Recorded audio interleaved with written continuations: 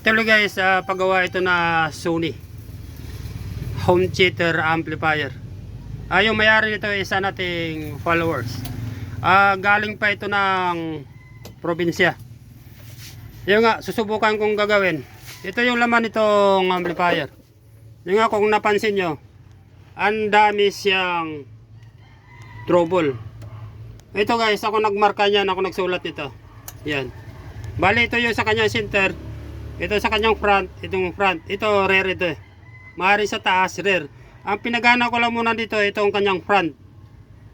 Then itong kanyang center. Kaya lang kung napansin yung kanyang center, naiba yung pisa na ginamit.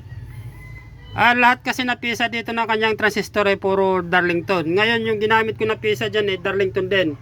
Kaya lang galing sa Iowa component nung araw. Yung nga, kung napansin nyo ito, 78012 na regulator. Mayroong kasing diferensya yung nandito. Kaya nag-install ako ng panibagong regulator pang replace dito. Actually, ulitin ko ulit, galing na dito sa paggawaan kaya sobrang dami yung kanyang trouble. Yung nga guys, yung kinabitan natin ng speaker, ito yung kanyang center.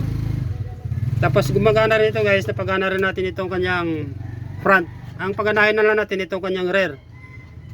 Bali 120 volts ito guys, galing US. Yun ang sabi ng may-ari. Ngayon susubukan ko ulit gagawin yung kanyang rear, baka sakali magawa pa natin ito.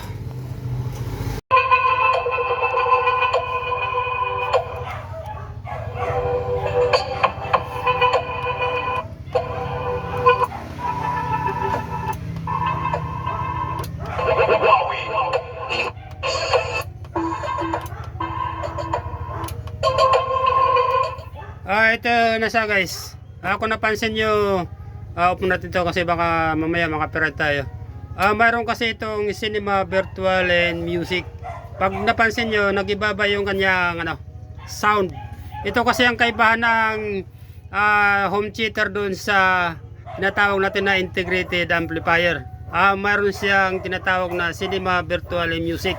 Maganda ito guys, gamitin sa mga manood ka ng mga pelikula.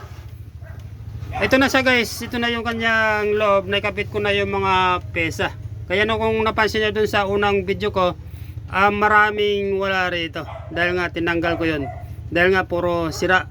Ito na nga yung pinalitan natin, bale 4 na Darlington. Pero yung pinalit natin dyan, ito na, yung F10. 1016, yung ginagamit ng Iowa nung araw. Ito kasi yung likod nitong amplifier, yan. Mayroon siyang rear, itong front, and then meron siyang center.